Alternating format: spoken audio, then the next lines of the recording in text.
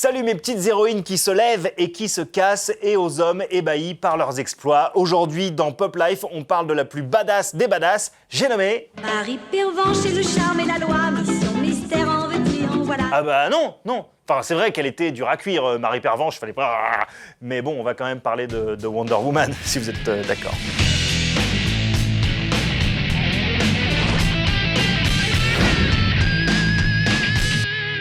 Créée en 1941 par William Moulton Marston pour DC Comics, Wonder Woman aura 80 ans l'an prochain. Elle reste à ce jour le personnage qui a élevé la super-héroïne à un niveau égal, voire supérieur, à celui de ses collègues de genre mâle. Dès le départ, elle est pensée non comme une représentation hyper sexualisée de la femme, mais au contraire, comme un symbole de son émancipation. C'est en gros l'une des plus célèbres héroïnes féministes de la pop culture. It's Wonder Woman! Blast her!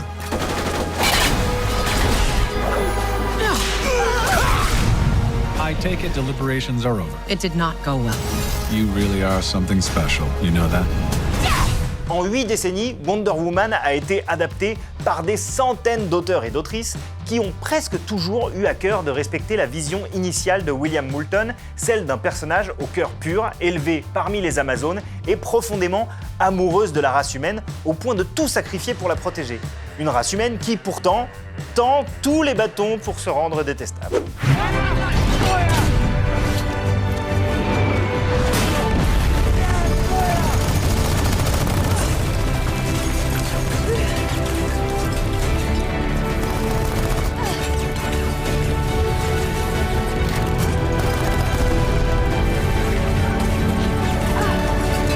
En ce moment, chez DC Black Label, la branche adulte de DC Comics, est publiée la série Wonder Woman Dead Earth.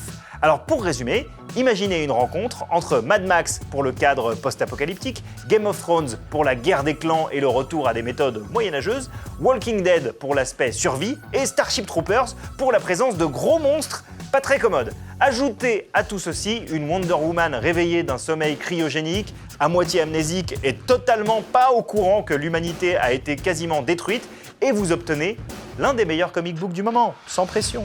I love it! Bon, scénario post-apocalyptique oblige, l'ensemble est un chouïa prévisible, mais l'écriture est top et les dessins sont fantastiques, et l'auteur Daniel Warren Johnson a vraiment capté l'essence de Wonder Woman.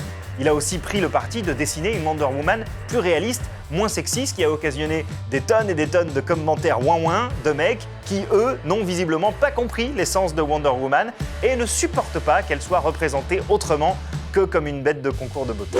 It's called male fragility, defensiveness at the discussion of sexism, and the inability to accept or take some responsibility for inequalities between men and women by acting like, and I don't use this word often, a whiny bitch. Nous, chez Pop Life, on aime cette version de Wonder Woman. On voudrait la voir plus souvent comme ça. On vous conseille de lire Wonder Woman Dead Earth, actuellement en VO chez DC Comics, et très vite en français chez Urban Comics, s'il vous plaît.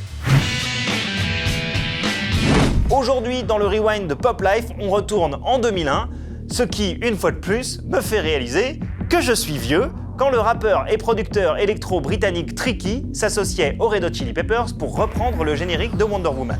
Boy, that escalated quickly.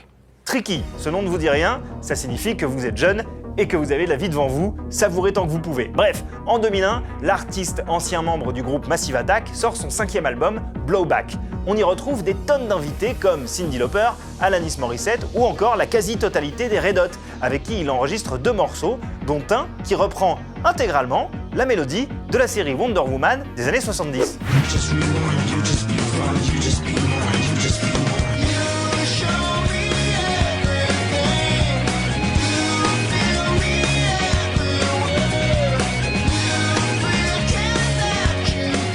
Pour rappel, le générique de Wonder Woman, c'était cette folie funky.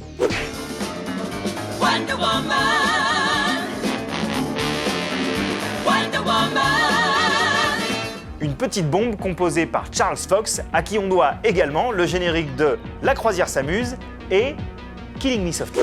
Drumming my pain with his fingers, singing my life with his words, killing me softly with his song, killing me softly with his song. Vous êtes désormais munis de suffisamment d'infos pour tenir plusieurs dîners mondains. C'est pour nous, c'est cadeau.